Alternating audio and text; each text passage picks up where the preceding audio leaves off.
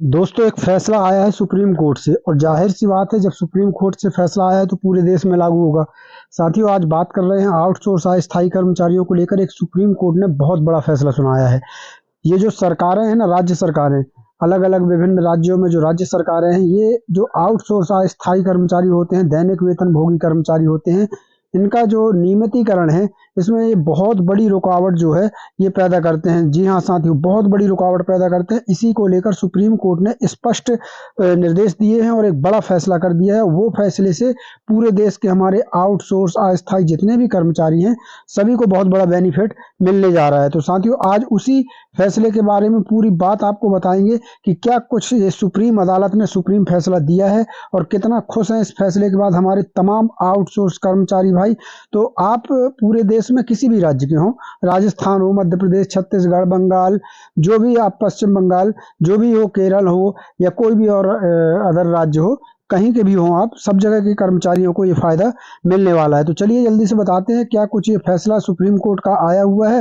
Video शुरू करते हैं उसके पहले एक छोटा सा अनुरोध है, वीडियो को लाइक कर दीजिएगा, ज़्यादा से ज़्यादा शेयर कीजिएगा ताकि ये वीडियो पूरे देश के कर्मचारियों तक पहुंच सके। तो शेयर जरूर कर देना। एक और निवेदन है कि अगर आपने अभी तक इस चैनल को सब्सक्राइब नहीं किया तो चैनल को कर लीजिए सब्सक्राइब और बेल आइकन की घंटी को दबा लीजिए ताकि आपको कोई भी नई जानकारी है, कोई भी नया वीडियो सबसे पहले आपको मिल सके। तो चलिए साथियों, बताते हैं आपको पूरा फैसला क्या कुछ आया हुआ है। तो यहाँ पर देख सकते हैं आप, हेडलाइंस ही देख लीजिए, सुप्रीम कोर्ट का बड़ा फैसला, स्वीकृत पदों पर अस्थायी कर्मियों की स्थायी नियुक्ति उचित। यहाँ पर आप देख सकते हैं ये बहुत बड़ा फैसला जो है सुप्रीम कोर्ट का आया हुआ है, यहाँ पर देख लीजिए। और यहाँ पर साथियों, अस्थायी कर्मियों की स्थायी नियुक्ति उचित का मतलब है कि सुप्रीम कोर्ट कह रहा है कि जो अस्थायी कर्मियों की स्थायी नियुक्ति की जा रही है वो कहीं से भी अनुचित नहीं है, वो उचित है और स्थायी नियुक्ति होना ही चाहिए। आगे क्या कहता है सुप्रीम कोर्ट? सुप्रीम कोर्ट ने कर्मचारियों को नौकरी के स्थायी लाभ देने से बचने के लिए सरकारों की ओर से संविदा पर अस्थायी नियुक्तियां करने के चलन की आलोचना की है। मतलब जो सरकारें जो है स्थायी नियुक्ति देने से बचने के लिए क्या कर रही हैं आजकल, संविदा हो, आउटसोर्स हो, अस्थायी हो, दैनिक वेतन भोगी हो, इस टाइप के कर्मचारी रखकर स्थायी नियुक्ति देने से बच जाती हैं। तो उस पर सुप्रीम कोर्ट ने उस पर आलोचना की है। तो यहाँ पर चलिए देख लेते हैं आगे क्या कुछ है इस फैसले में। यहाँ पर आप देख सकते हैं सुप्रीम कोर्ट ने, यहाँ पर देख लीजिए, सुप्रीम कोर्ट ने एक अहम फैसले में कहा कि सरकारी विभागों और संस्थानों में स्वीकृत पदों पर लंबे समय से संविदा पर काम कर रहे अस्थायी कर्मचारियों को इस आधार पर नौकरी में नियमित करने से नहीं रोका जा सकता कि उनकी प्रारंभिक नियुक्ति अस्थायी तौर पर की गई थी।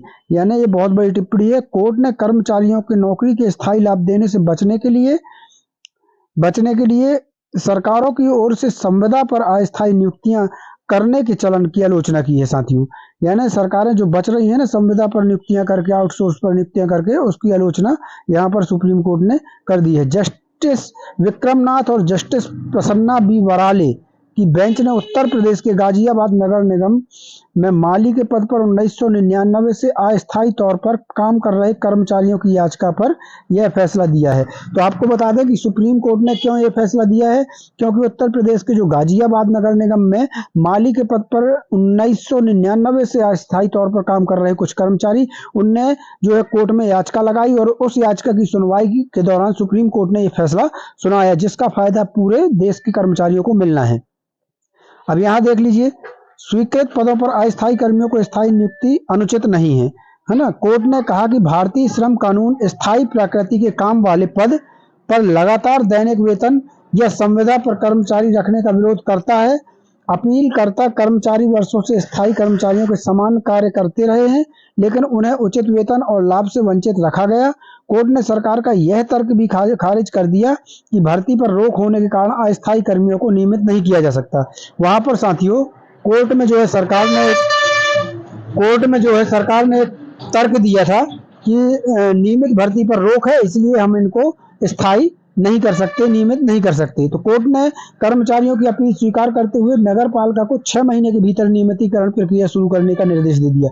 मतलब कोर्ट ने सरकार की वो दलील खारिज कर दी जिसमें सरकार बता रही है कि स्थायी भर्ती पर रोक है, इस कारण से हम इनको नियमित नहीं कर सकते, उस दलील को कोर्ट ने खारिज कर दिया। और वहीं पर कोर्ट ने आदेश दे दिया नगर पालिका को कि 6 माह के अंदर आपको जो है इन कर्मचारियों के नियमितीकरण की प्रक्रिया जो है शुरू करनी है। यहाँ पर देख लीजिए 6 माह के अंदर नियमितीकरण की प्रक्रिया शुरू करने का जो है आदेश कोर्ट ने दे दिया। स्वाभाविक सी बात है, एक जगह ये आदेश होगा, उसका असर, क्योंकि सुप्रीम कोर्ट ये कह रहा है, तो उसका असर पूरे देश पर होगा।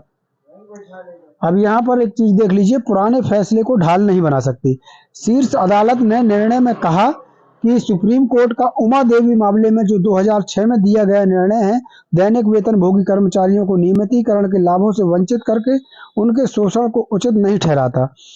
उमा देवी मामले में कोर्ट ने कहा था कि दैनिक वेतन भोगी कर्मचारी स्वीकृत पदों और जरूरी संवैधानिक औपचारिकताओं को पूरा किए बिना स्थायी रोजगार का दावा नहीं कर सकते। तो यहाँ पर आपको सबसे पहले ये जानना जरूरी है कि उमा देवी फैसला है क्या।